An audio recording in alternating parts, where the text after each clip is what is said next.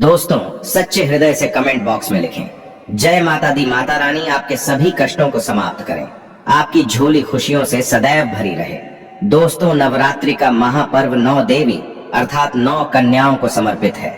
कन्या पूजन करने से हमारी समस्त पीड़ा दूर होती है, दुख दर्द दूर होते हैं, हर कष्ट दूर होते हैं, गृह क्लेश हमारे जीवन से हमेशा के लिए दूर हो जाते हैं। यहाँ तक कि पितृदोष, राहु दोष, मंगल दोष, काल सर्प दोष मात्र कन्या पूजन से शनि से पीड़ित व्यक्ति को राहत मिलती है, सुकून मिलता है, घर में खुशियां आती हैं तथा अकाल मृत्यु घर में कभी नहीं होती। दोस्तों, आपको बता दें, इस बार माता रानी हाथी की सवारी पर पृथ्वी लोक पर आ चुकी हैं और भक्तों के कष्टों को दूर करेंगी। जब जब माता रानी हाथी पर सवार होकर आती है, तब तब धरती पर फूल खिलते हैं और वर्षा होती है तथा हरियाली की उत्पत्ति होती है और जीवन सुगम हो जाता है। किसान के घर में साक्षात माँ जगदम्बा जगत माँ का आगमन होता है। दोस्तों, इस बार के नवरात्रि बहुत ही शुभ और मंगलकारी माने जा रहे हैं। इस बार शारदीय नवरात्रि 15 अक्टूबर दिन रविवार को शुरू होकर और इसका समापन 23 अक्टूबर दिन सोमवार को होगा। ऐसे में 24 अक्टूबर दिन मंगलवार को ही दुर्गा विसर्जन होगा। जो लोग माता रानी की स्थापना करते हैं, मूर्ति स्थापना करते हैं, वह लोग 24 अक्टूबर दिन मंगलवार को विसर्जन करेंगे। दोस्तों, नवरात्रि की अष्टमी और नवमी तिथि पर कन्या पूजन का विधान है। इस बार महाअष्टमी तिथि 22 अक्टूबर 2023 यानी कि इस दिन रविवार है और नवमी तिथि 23 अक्टूबर 2023 दिन सोमवार को है। ऐसे में आप अष्टमी और नवमी को इन दोनों तिथियां में कन्या पूजन अवश्य ही करें। कन्याओं को भोजन अवश्य खिलाएं। शास्त्रों में 9 दिनों के नवरात्रि को बहुत ही शुभ और मंगलकारी माना जाता है और वहीं 8 दिनों के नवरात्रि को अच्छा नहीं माना जाता। ऐसे में 10 दिनों के नवरात्रि बहुत ही शुभ माने गए हैं। शास्त्रों के अनुसार नवरात्रि के दिनों में माता रानी का पूजन करने से, कन्या पूजन करने से माँ अभय वरदान प्रदान करती है। कुंडली में जो कष्ट होते हैं उन्हें ठीक कर देती है। श्रीधर की तरह ही सच्चे हृदय वाले व्यक्ति के सभी कष्टों का निवारण माँ शीघ्र ही करती है। माँ की उपासना से विनम्रता का विकास होता है। सभी कष्ट, दरिद्रता, दुख, कष्ट नष्ट हो जाते हैं। नवरात्रि में माता रानी का व्रत और पूजन किया जाता है, लेकिन नवरात्रि के दौरान सबसे ज्यादा महत्व होता है कन्या पूजन का। दोस्तों, कन्या रानी जो होती हैं, फूल की पंखुड़ियों की तरह नाजुक होती हैं। कन्या पूजन सर्वप्रिय है, श्रेष्ठ है। कन्या के रूप में स्वयं जगदम्बा देवी, माता वैष्णो, 9 देवियां अर्थात समस्त ब्रह्मांड इनके शरीर के कण कण में वास करते हैं। बहुत कम लोग जानते हैं 33 कोटि देवी देवताओं का वास होता है। कन्याओं के मस्तक पर कन्या चाहे छोटी हो चाहे बड़ी हो, वह सदैव पूजनीय है, माँ के समान मानी जाती है। दोस्तों, माना जाता है व्रत और उपासना से माता रानी इतना प्रसन्न नहीं होती है जितना कि कन्या पूजन से होती है। नवरात्रि में छोटी छोटी कन्याओं को माता रानी का स्वरूप माना जाता है। कन्याओं को भोग लगाया जाता है, उन्हें प्रसन्न किया जाता है और बदले में आशीर्वाद मांगा जाता है। कन्याओं को प्रसन्न करने के लिए गिफ्ट आदि उपहार वगैरह दिए जाते हैं। माना जाता है अगर कन्याओं को कोई भेंट दी जाए और वो उसे खुशी खुशी स्वीकार कर ले, तो इसका मतलब है माता रानी अर्थात माता वैष्णो ने वो भेंट स्वीकार कर ली। जिन पर कन्याएं प्रसन्न होती हैं, तो समझो उन्हें माता रानी का आशीर्वाद मिल गया और माता रानी की कृपा से उन्हें मुंह मांगा वरदान प्राप्त होता है। कन्या पूजन कोई मामूली पूजन नहीं होता। समस्त ब्रह्मांड में जो पूजा होती है, उनसे बढ़कर कन्या पूजन को माना जाता है। 10 बार गंगा स्नान करने से और 100 बार यज्ञ करने से तथा 1000 बार यात्रा करने से जो पुण्य मिलता है, वह मात्र एक बार कन्या पूजन करने से करोड़ों गुना भक्त को मिल जाता है, प्राप्त हो जाता है। दोस्तों, इसीलिए कहा जाता है कि कन्याओं को सताना नहीं चाहिए, इससे समस्त ब्रह्मांड हिल जाता है। कन्याओं की जितनी सेवा की जाए कम ही होती है। कन्याएं कोई मामूली नहीं होती। कन्या के रूप में स्वयं उनके मस्तक पर विराजमान होकर स्वयं देवी चलकर आपके घर तक आती हैं। नवरात्रि में 2 साल से लेकर 10 साल तक की कन्या का पूजन होना चाहिए। अष्टमी अथवा नवमी को कन्याओं के पैर धोकर भोजन कराना, उपहार आदि देना श्रेष्ठ माना जाता है, दुर्लभ माना जाता है। ऐसा मौका कभी हाथों से नहीं जाने देना चाहिए। इस दिन जितना ज्यादा हो सके कन्याओं को हाथ पकड़कर, पैर पकड़कर अपने घर तक लेकर आएं। दोस्तों, वीडियो में आगे बढ़ने से पहले आप अपनी राशि भी कमेंट बॉक्स में जरूर डाल दीजिएगा। यदि हमारे पास कोई उपाय होगा तो वह आकर हम आपके कमेंट के रिप्लाई में बता देंगे। कोई भी राशि के अनुसार अगर उपाय करता है तो माता वैष्णो बड़ी प्रसन्न होती है और ऐश्वर्य धन प्रदान करती है, मालामाल बना देती है। इसीलिए राशि कमेंट में जरूर छोड़ें और हाँ, माता को एक लाइक जरूर करें। लाइक करने में कंजूसी ना करें। दोस्तों कैसे करें? कन्याओं का स्वागत। कन्या जब आपके घर आए तब सभी के पैरों को दूध और पानी से उनके पैरों को धुलाना चाहिए। खासकर मर्दों को कन्याओं के पर आवश्यक धोने चाहिए। इससे मैया वैष्णो प्रसन्न होती हैं। दोस्तों फिर उसके बाद कन्याओं को किसी साफ जगह पर जमीन पर कपड़ा बिछाकर बैठाना चाहिए। उनके माथे पर अक्षत, फूल और कुमकुम लगाना चाहिए। फिर उसके बाद भोजन ग्रहण करवाना चाहिए। लेकिन हमेशा याद रहे, कन्याओं की थाली में 3 पूरियां कभी ना रखें।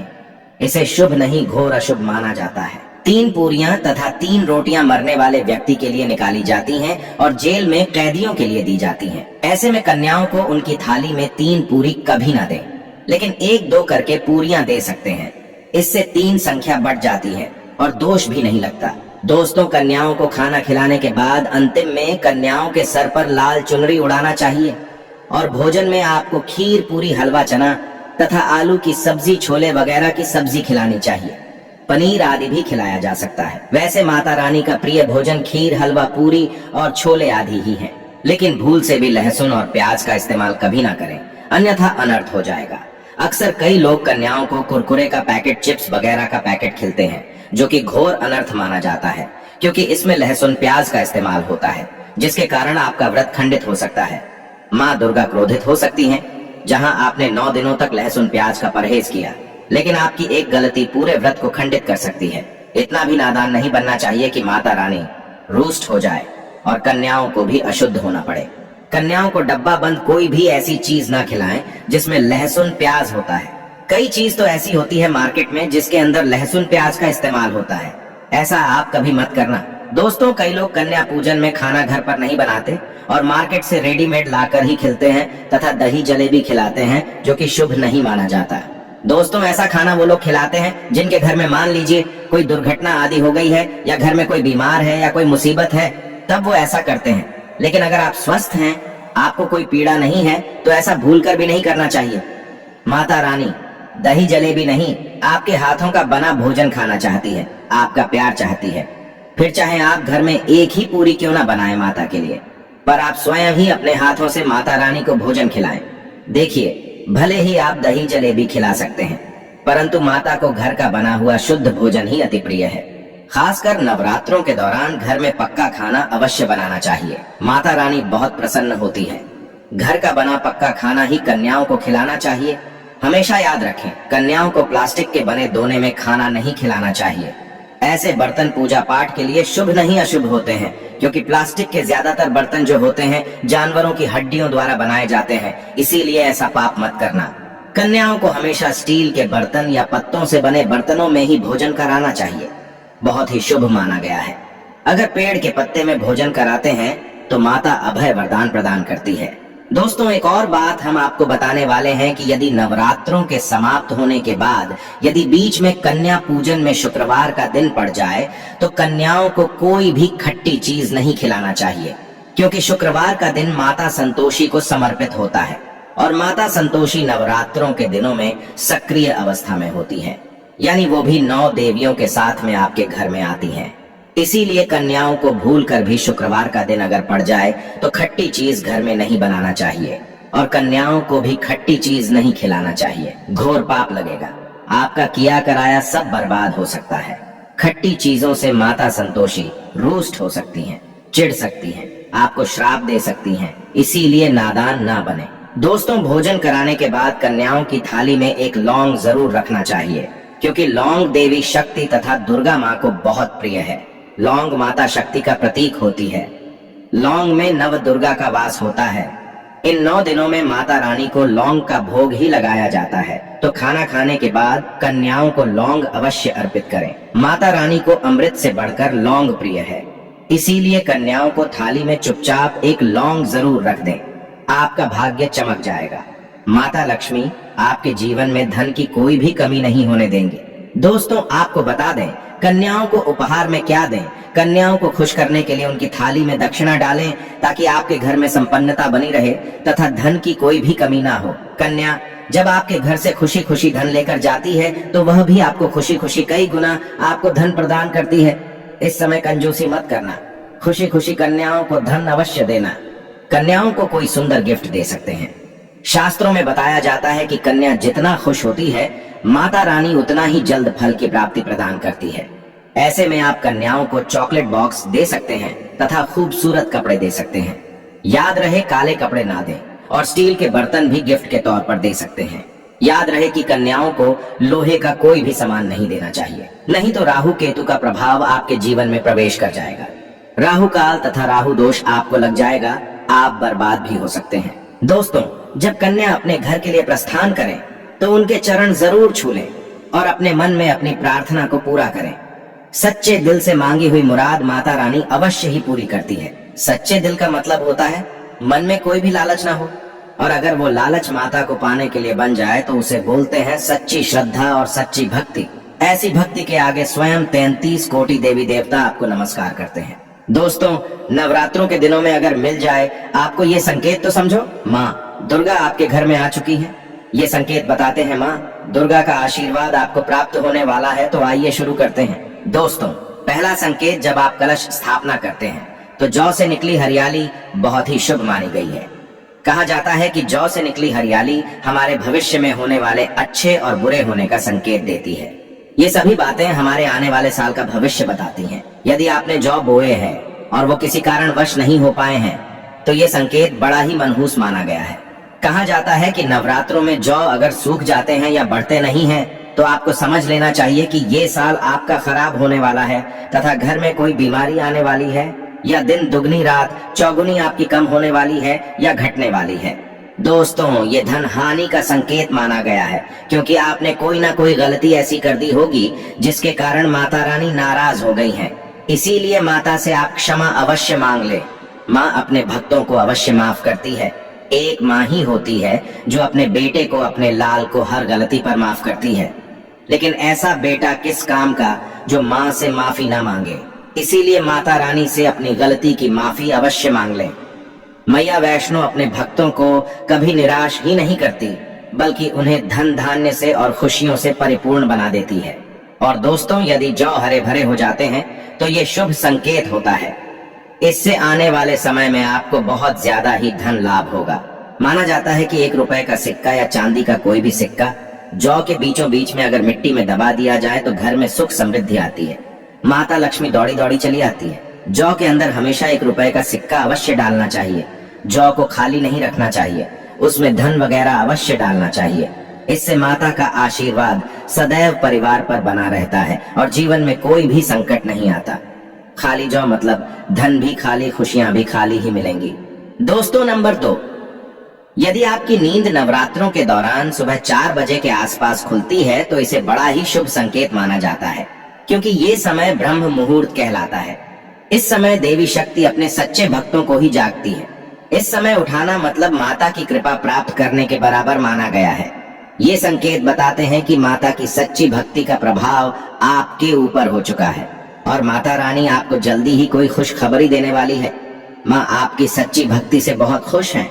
दोस्तों, नंबर 3, यदि नवरात्रि में आपका मन प्रसन्न होने लगे, पूजा पाठ में आपका मन लगने लगे, पूजा करते समय मन का शांत होना यह दर्शाता है कि आपको बहुत जल्द माँ की कृपा प्राप्त होने वाली है।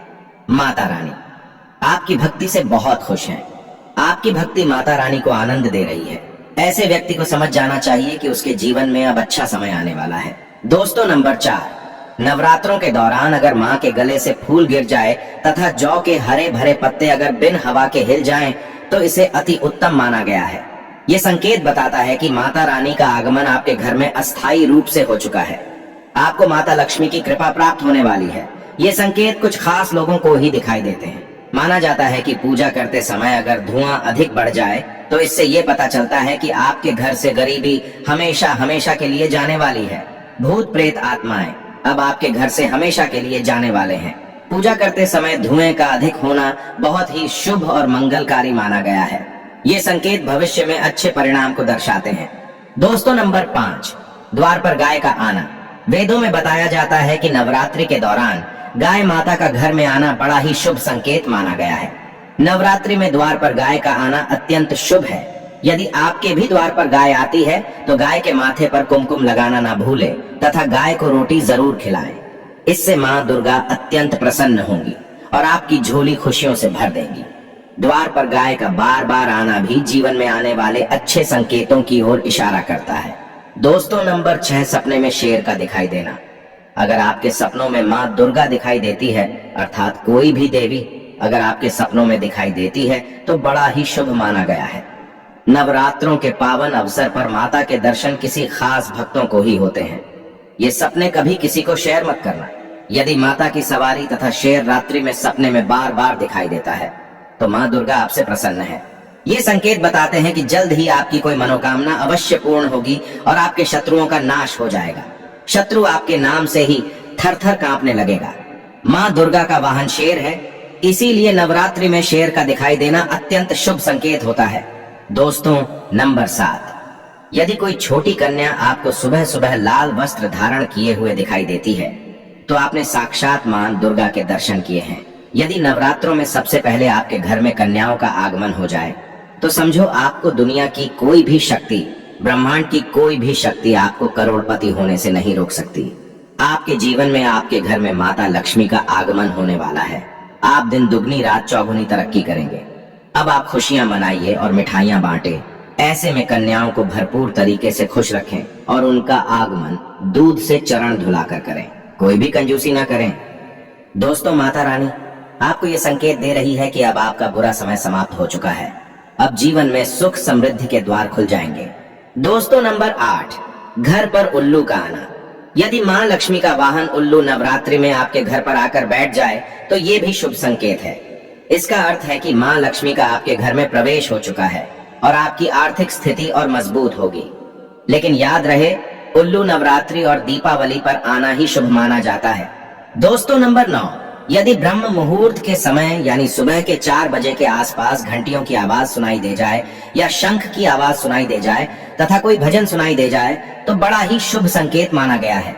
इससे यह पता चलता है कि माता रानी आपकी भक्ति से बहुत प्रसन्न है और आपके जीवन में सभी नकारात्मकता का नाश होने वाला है तथा माता लक्ष्मी की कृपा आपको प्राप्त होने वाली है। दोस्तों, नवरात्रों के दौरान घर में काली चींटियों का दिखाना, लंबी लंबी लाइन बनाकर मुंह में खाना ले जाते हुए चींटियों को देखना अच्छा संकेत माना गया है। और यदि मंदिर में पूजा करते समय कोई छिपकली आदि दिखाई दे जाए या मंदिर के स्थान की ओर छिपकली चली जाए तो बड़ा ही शुभ संकेत माना गया है। इससे ये पता चलता है कि आपको माता लक्ष्मी की कृपा प्राप्त होने वाली है, माँ का आशीर्वाद आपको मिलने वाला है। नवरात्रों के दौरान मंदिर में छिपकली का दिखना बहुत ही शुभ संकेत माना गया है। आपकी भक्ति का फल आपको शीघ्र ही मिलने वाला है, क्योंकि छिपकली को माता लक्ष्मी का प्रतीक माना गया है। किसी शुभ अवसर पर छिपकली का दिखना मंगलकारी माना गया है और नवरात्रि में छिपकली का मंदिर में दिखना साक्षात देवी लक्ष्मी का स्वरूप माना गया है। दोस्तों, अगर आप वाकई में माँ वैष्णो की कृपा पाना चाहते हैं तो कमेंट बॉक्स में लिखें, जय माता दी माता रानी आपकी झोली खुशियों से भर दें। माँ वैष्णो के लिए एक लाइक तो बनता है।